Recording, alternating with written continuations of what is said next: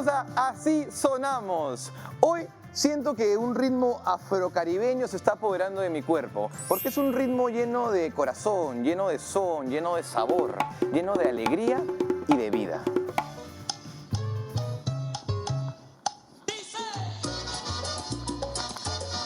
La rebelión, y tremenda rebelión que es la salsa. Y es que este ritmo es un ritmo que está en el día a día de todos. Es un ritmo que a mí me acompaña y es más, cuando estoy un poco bajoneado, lo único que tengo que hacer es meterle voluntad a canciones como esta.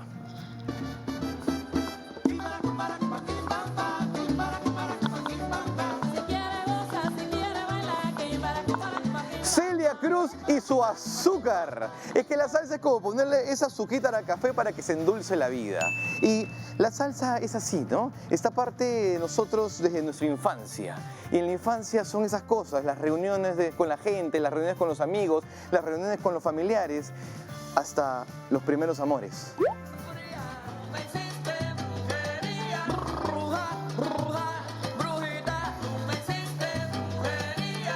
Tremenda brujería que nos hizo la salsa y tremenda brujería que me hizo esa persona.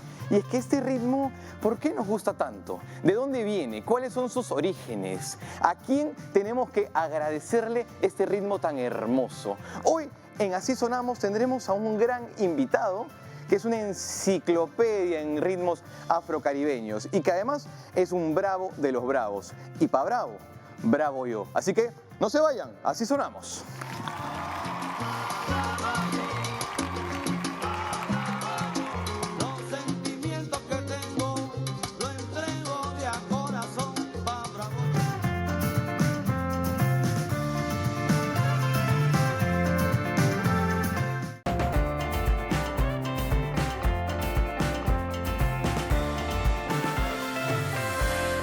Es médico pediatra, conductor de televisión y melómano apasionado, sobre todo de ritmos afrocaribeños. Todos lo conocemos, sobre todo porque nos brinda los más acertados consejos de salud. Pero lo que pocos saben es que debajo de ese mandil blanco de médico, bien puede estar vistiendo una guayabera y metiéndose unos pasos de salsa como si estuviera en el mismísimo Caribe. Con ustedes, el doctor Pepe Recoba. Estamos de vuelta aquí en Así Sonamos. Estamos con el gran Pepe Recoba. Pepe, bienvenido. Qué felicidad tenerte aquí. No, bien, muchísimas gracias por la invitación y por la consideración. El que está feliz soy yo, te lo puedo garantizar. Qué bueno, qué bueno. Por la oportunidad.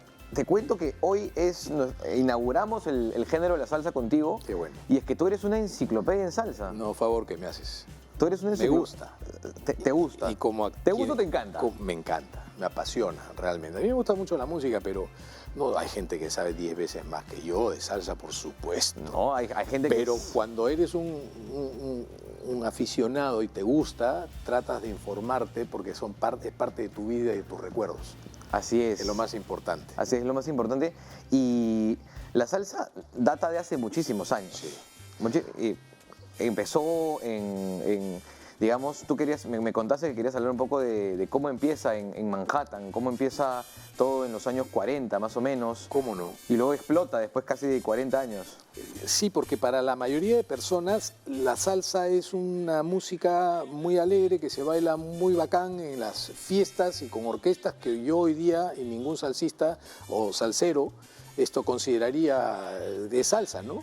Y ay, a bailar, y no, la salsa es mucho más que eso. La salsa es un estilo musical que tiene un origen muy rico, florido, ¿no? Que probablemente se empieza a concebir bajo el nombre y el término salsa, sin tener una nomenclatura específica, pero como salsa en la década de los 60, 70, pero tiene un antes, y un después, ¿no es cierto? Entonces, sí hay que aclarar ciertas cosas, ¿no? La primera es que no todo lo que tenga maracas, congas, esto es salsa. Es salsa, ¿no? También esos instrumentos vienen de Europa, muchos de ellos, otros vienen del África, y pueden hacer muchas cosas. No porque la salsa sea un género surgido del barrio, ¿no es cierto? De un barrio de inmigrantes latinos, caribeños, en una ciudad muy gringa como Nueva York, es una música que haya que mirarla por sobre el hombro, porque hay mucha gente muy prejuiciosa, sobre todo en nuestro contexto, que considera, por ejemplo, raro que yo, un doctor Baile pueda salsa. gustar de la salsa. Que es un ritmo de ¿Cierto? barrio. Pero si el doctor fuese fanático del jazz, es un poquito más sofisticado. Claro. Y si fuera rockero o metalero, entonces estamos en la misma onda dependiendo de dónde te muevas, ¿no? Pero la salsa. La salsa es lo que es gracias al son. Y el son es como el colesterol. No es malo. El colesterol es la materia prima para hacer las hormonas más importantes de nuestro organismo. Bueno, el son es la materia prima para hacer este género maravilloso de música que es la salsa. Porque el son es muy permeable. Tú puedes tocar en ritmo de salsa el toromata, ¿no es cierto? Celia Cruz cantaba Es que todo toromata. todo es salseable. Tú puedes tocar en salsa un tango como Milonga, que canta Andy Montañez, pero es una milonga. Tú puedes cantar en salsa un bolero, que José Alfredo Jiménez nunca se imaginó que podrían cantarlo en la orquesta de Pi Rodríguez como salsa, y es Échame a mí la culpa, que hasta han hecho hasta pop de Échame a mí la culpa de lo que hiciste.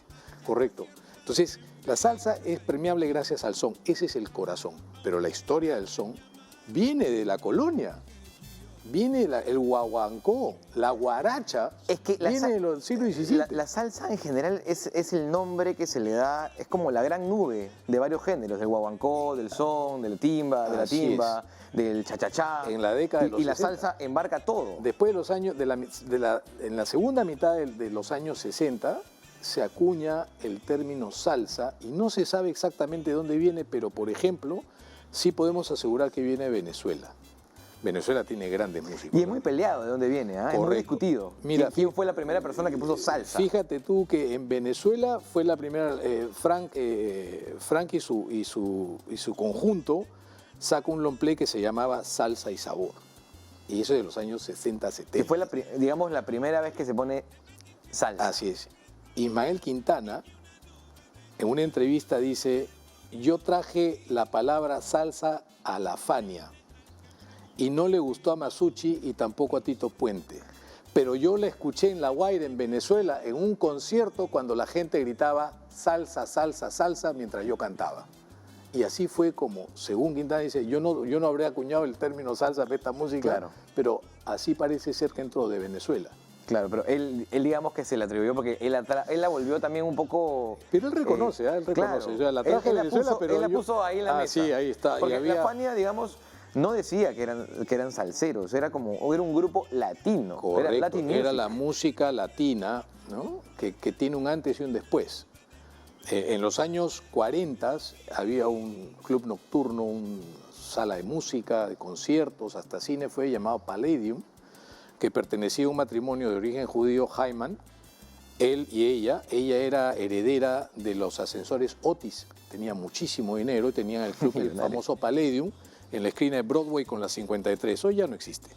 Lo cerraron en el año 88, mientras Tito Puente estaba tocando en una intervención de la policía, y cerraron el local porque vendían alcohol de manera ilegal.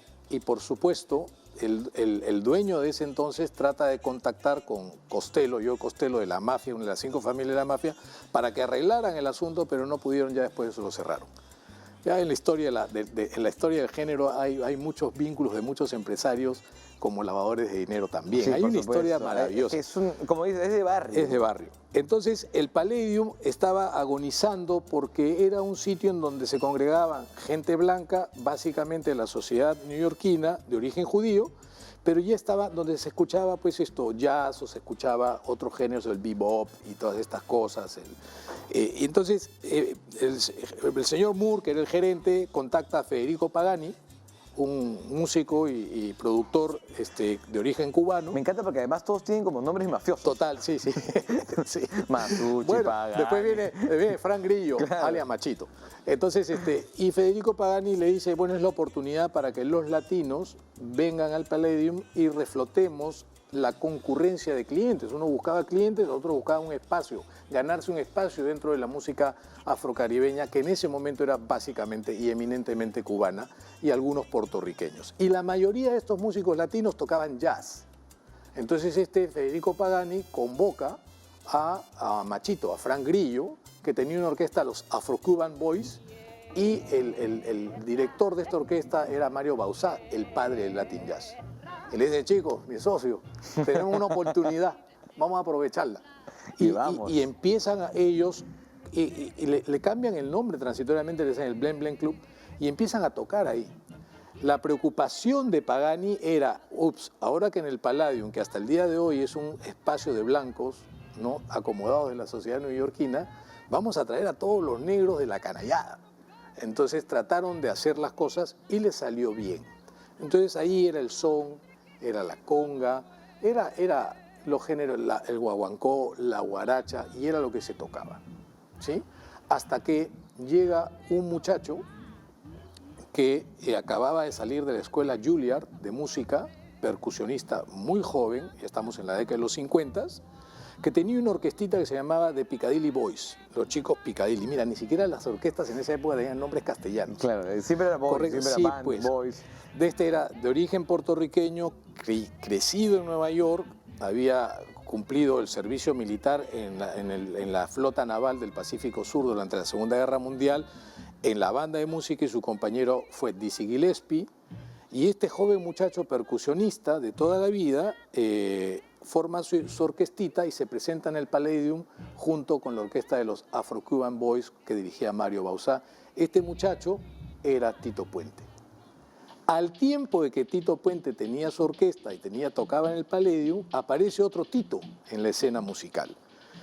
Un Tito que llega de Puerto Rico a Nueva York porque se queda huérfano y su hermano Juan de Capadocia, después diré el apellido, tenía ahí una orquesta y el chico tenía 16 años, huérfano, le dice al hermano, necesito irme para Nueva York, dame espacio en tu orquesta, porque era percusionista y extraordinario, pero todos estos tocan todo, hermano, tocan todo, tienen el ritmo ahí.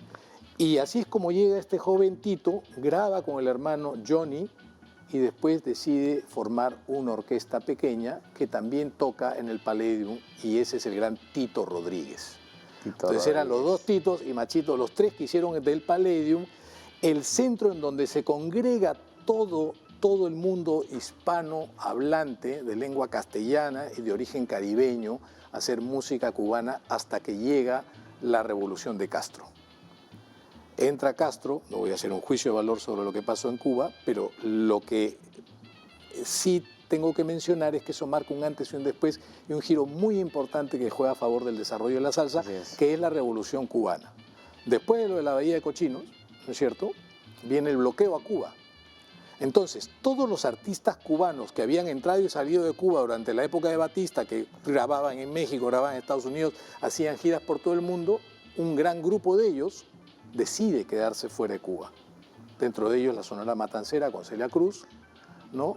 Y los que ya mencioné, se queda, José Curbelo se queda, Chano Pozo se queda, Bebo Valdés se queda, Ismael López Cachao también se queda. El único que se queda en Cuba, que no se queda en Estados Unidos fue Benny Moré. Benny Moré estuvo en México, se casa con una enfermera, regresa a Cuba y luego hace toda su vida prolífica de composición y se muere en Cuba ya mayor con una enfermedad de cirrosis hepática, me parece. Entonces, ¿qué pasa con el bloqueo? Que los únicos latino-caribeños que podían llegar a Estados Unidos del Caribe eran los puertorriqueños, pero ya no había más cubanos. Ya estaba el bloqueo, claro, Cuba ya era comunista, nadie salía. Entonces, ¿qué le pasa a la gente, la gente hispana en Nueva York?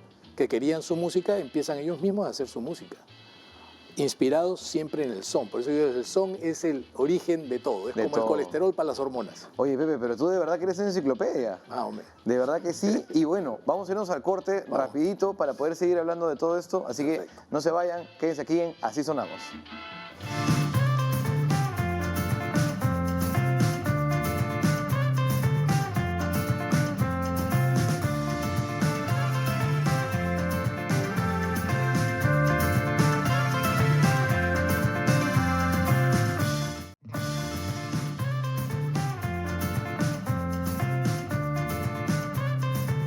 Estamos de vuelta aquí en Así Sonamos, Pepe. De verdad, no me canso de decir que ¿cuánto sabes? Tú dices humildemente que sabes poco, pero tú tienes una memoria además, tienes toda la historia fresquita. Pero ahora hay una ventaja, ¿no? Tú aprietas internet, por supuesto, el Google, como dicen los españoles, y encuentras la información. Después la tienes que confrontar, porque a veces hay errores. De pronto, en internet hay de todo. Algunos nombres se te olvidan y algunas cosas, como no las conversas a menudo. pueda que se te pasen, pero las historias principales siempre están ahí en el corazón. Ese es el tema, la salsa es un sentimiento, ¿no? Es un sentimiento. Claro. Y como decíamos al comienzo, también era un género que venía con un mensaje, más Total. allá de ser un género musical simplemente como para escuchar. Correcto. Venía con un mensaje, venía mucho también de la migración. Era gente latina que estaba en Manhattan, que quería dar un mensaje sobre ellos, sobre su origen. Y dejar claro ese mensaje, dejar que la gente escuche y que su gente escuche su propio ritmo y se sientan como en casa. Esta es la segunda parte de la historia, que es cortita, y te la resumo así. A ver. Una vez que los músicos caribeños, cubanos principalmente, y ya se habían integrado un gran grupo de puertorriqueños, ¿no es cierto? Compositores, todos tenían conocimiento de un instrumento, y ya no había más influencia cubana directa por el bloqueo, se empiezan a organizar estas orquestas, grandes orquestas, porque además todavía la estructura, la moda eran los famosos big bands, ¿no es cierto? Entonces era una orquesta de 10, 15 músicos. Porque en esa época no había como que un grupo de 4 personas. No. Eran como de 15 a más. Correcto. Ese es otro de los grandes cambios, pues. Entonces se dan cuenta de que empiezan a aparecer otros nightclubs, ¿no es cierto? Y de pronto se dan cuenta que los espacios no eran tan grandes y que no se necesitaban tantas orquestas. Y muchos de los que empezaron o continuaron con la música afrocaribeña, ¿no es cierto?, también eran músicos de jazz. Y ya habían venido los nuevos boricuas a fincarse en Nueva York, habían nacido y habían crecido los puertoyorquinos, eran los hijos de los boricuas, nacidos en Nueva York, pero que vivían en el barrio, que hablaban castellano todos los días, ¿no es cierto? Y que escuchaban la música de los abuelos y de los padres y lo tenían muy arraigado y eso lo tienen ellos en las venas, empiezan a estructurar pequeñas orquestas, las famosas charangas, que es una orquesta pequeña, ¿no? Los sextetos, a pesar de que el sexteto más conocido dentro del mundo de la música caribeña es el sexteto de Joe Cuba, donde se inició el gran Cheo Feliciano, ahí compuso El Ratón, él cuenta una anécdota muy graciosa acerca del ratón, ya después la contaré, y más adelante empiezan a surgir ya las disqueras, empiezan a mirar en este movimiento, esta que te expresión. decía hace un rato en el corte de ven los empresarios que aquí hay plata. Correcto. Porque los empresarios ven la plata. No, claro, eso es una cuestión comercial. Ven la plata, ven, esto es comercial, esto vende. Por supuesto. La gente lo baila, la gente se divierte, la gente lo goza. Exacto. A la gente le trae recuerdos. Así Entonces, hay que vender, hay que venderles por el feeling. Entonces, muchos cambiaron de giro, como el Palladium, que tuvo que cambiar de giro, pero después, cuando pasa todo el furor de la salsa, regresan a grabar cosas con rockeros. Hay un montón ahí que han grabado, Grateful Dead ha grabado en el Palladium, ¿no? Entonces, al final del día, se empiezan a producir géneros basados en el son cubano, la música afrocaribeña, porque era una mixtura, un sincretismo de lo africano con lo español y lo europeo, y con un tinte muy americanoide. ¿Por qué? Porque la salsa surge como eso, como una especie de necesidad de inmigrantes caribeños, hispanoamericanos, hispanohablantes en un mundo muy gringo, en una época muy gringa, ¿no? En donde muchas veces para tú poder encajar en el sistema, no siendo puertorriqueño, tenías que enrolarte en el ejército e irte a Corea o a Vietnam. Y luego regresabas y ya tenías por lo menos tu green card o tu nacionalidad. Habías servido a un país que te iba a albergar el resto de tu vida si es que sobrevivías a la guerra. Entonces, esta juventud no quería desarraigarse de lo suyo, pero tenía que adaptarse a lo americano. Que además el rock y el pop estaba de moda y así es como surgen los primeros géneros que dan el pie a que empiece la salsa a estructurarse como un género también, que es el Watusi, con Rey Barreto. Aparece Rey Barreto en la escena. Claro. Luego tienes el famoso Boogaloo y el Shingling, que son muy parecidos. Que tú los escuchas en una orquesta como la de Carl Jader, que era un gringo hijo de sueco, y suena muy que parecido. era un jazzista y suena muy parecido, ¿no? Pero Barreto es el que le da el impulso, Richie Ray le da el impulso al Boogaloo, es uno de los precursores del Boogaloo.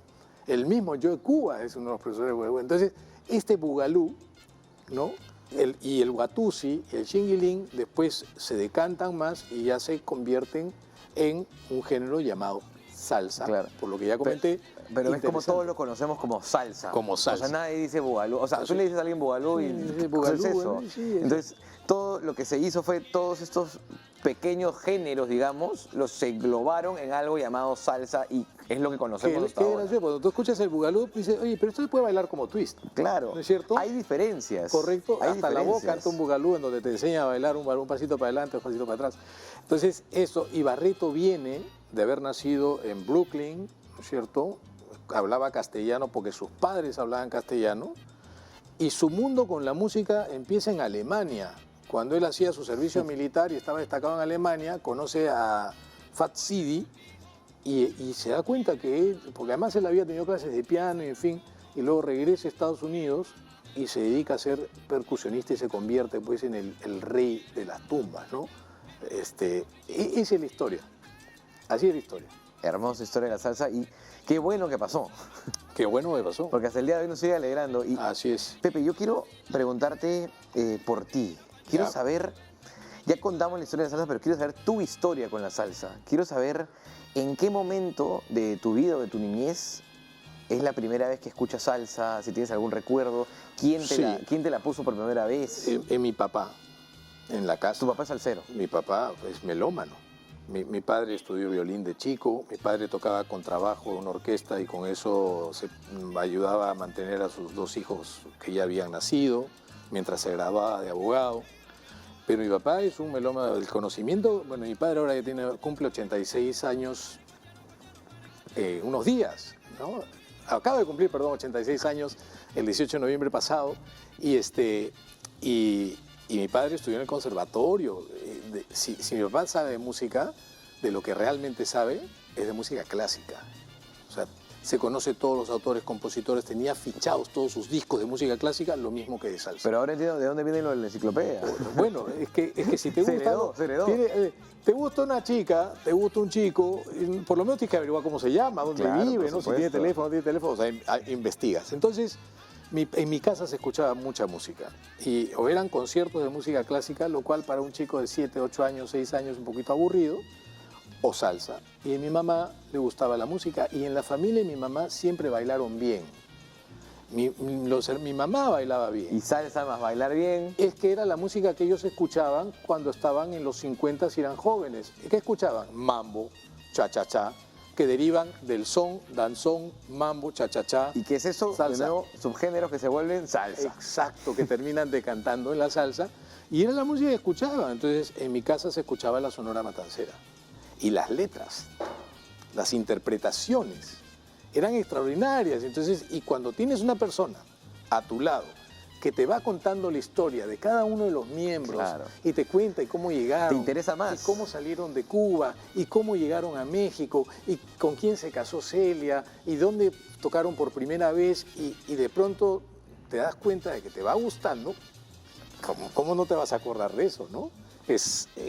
Son reminiscencias de tu vida que las tienes guardadas en tu memoria porque las tienes en el corazón y las aprendes con el corazón. Independientemente de cómo haya sido tu vida, esa parte de mi vida para mí fue muy especial. Entonces yo escucho salsa en mi casa y luego nos mudamos a Chaclacayo y tuvimos de vecino un tío que era del Callao, Salsero. recontra salsero que hasta se parece a Cheo Feliciano. Ya para esta edición. ¿Habrá Mi chalaco tío que no es Chiqui Vázquez, salsero? que en paz descanse. ¿Ah? ¿Habrá chalaco que no es salsero? No, sí, siempre hay un raro. Siempre hay. Pero es raro. Como en La Victoria. ¿Hay alguien en La Victoria que no escucha salsa? Imposible. Es rarísimo. Imposible. Es rarísimo. Claro. Como en Puerto Rico. La calidad de música que se escucha en Puerto Rico es extraordinaria. La salsa en Puerto Rico está en las calles, todavía, la buena. Y es que las salsas de las calles y la salsa, como hemos dicho, son recuerdos, son familia. Así es. Y tú has dicho hace un rato algo muy importante. Cuando te gusta alguien, tú investigas. Claro. Y la salsa, por ejemplo, para mí también me recuerda muchos amores. ¿No es cierto? Y yo sé que por ahí tú también tienes algunos amores. Tengo historias. Tienes historias. Todos tenemos una historia. Todos tenemos una historia de un amor con la salsa. Que ha estado relacionado Claro. ahí. Porque es que justo yo siempre digo, ¿no? Que bailar salsa con alguien es hermoso. Claro que sí, por Es supuesto. romantiquísimo. Totalmente. Es un cortejo. Claro es un que sí. cortejo muy sensual, como el tango. como el tango. Como el tango, pero El a mí tango me parece que también. hay un poco más de sabor, de Sí, sudor. es apasionado, no. El tango, la verdad que no debe ser fácil bailarlo. No, para nada. Pero es así. Pero siento que el tango lo tienes que bailar con técnica. Sí, tienes que ser argentino. La salsa la puedes bailar con corazón. No, la bailas nomás. A como te fluya. Claro. A como te fluya, sí, efectivamente. Y sí, mucha de la influencia africana tiene que ver en esto. Mucha de la influencia africana porque la mayoría eran cortejos. El guaguancó, que es básicamente una música solo de percusión y coros, en realidad es un cortejo, donde al final, como en el Alcatraz, como en la música negra peruana, ¿no? No hay muchas diferencias, ¿eh? No hay ninguna diferencia. Instrumentos eran las tumbas, los tambores batá, esta cerámica que tiene una malla de caracoles que... ¿no es cierto? Y ellos tienen en Cuba un instrumento que es una cajita de madera que la golpean con baquetas como nuestra cajita de acá, que tocaba este chico Santa Cruz. Parecísimo. Es lo mismo. Y es un cortejo, al final es un cortejo. Esa es la parte, digamos, romántica, sensual, erógena de los ritmos del Caribe, ¿no? Es el ritmo caliente y sabroso. Si tú tuvieras que elegir una canción, Sí, de las muchas que hay. de las muchas que hay, ¿con qué canción te quedas? Una que siempre canto, ¿Cuál? de Ismael Rivera, con Cortijo y su combo. ¿Qué te pasa a ti? ¿Qué te pasa a ti? ¿Qué te pasa a ti? ¿Qué te pasa a ti? Sí, esa es una de las que yo más canto, hasta el perno, por supuesto, pero me encanta, ¿no? Sí. Es una gran canción. Sí, es una gran canción. Y, Pepe, te voy a contar... Y de boleros, pregúntame boleros. A ver, ya, te pregunto. La última. Eso probablemente me vaya adelantando a lo que pueda venir más adelante, pero es uno que se llama Plazos Traicioneros, Tremendo nombre, además. cuyo intérprete es Héctor Lavoe. Plazos traicioneros. Sí, Y, oye, Pepe, te cuento que a mí me ha gustado mucho conversar contigo el día de hoy. te agradezco. Y me gustaría seguir conversando contigo. Encantadísimo. Así que les voy a dar el spoiler de que vamos a tener a Pepe, va a haber más Pepe. Va a haber más Pepe, así que todavía tenemos más anécdotas que contar, tenemos muchas cosas más que seguir conversando. Hay una anécdota ahí pendiente que yo quiero que me cuentes. Hay historias. Hay historias, hay memorias. Así que muchísimas gracias, Pepe, por estar aquí en A Así ti y a Sonamos. todos Ha sido ustedes. un gusto conversar contigo, de verdad. El gusto para mí es poder llegar a mucha gente que creo que está esperando saber algo de la salsa. 2 segunditos nada más. 2. Para saludar a Quique Bravo Prado y para felicitarlo por haber rescatado Maestra Vida, que está en el radio 91.9 todos los días en la noche y los domingos al mediodía. Maestra Vida te da y te quita y te da. Ya saben, Quique Bravo. Y nos vamos con una canción sasa Perfecto. de la dime tú. Sonora Matancera. A ver. Vamos bailando en nuestro sitio.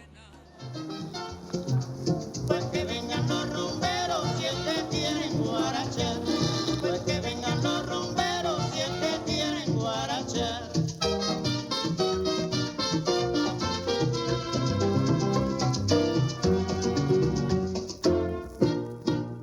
Por donde andan los rumberos que no los siento chistar.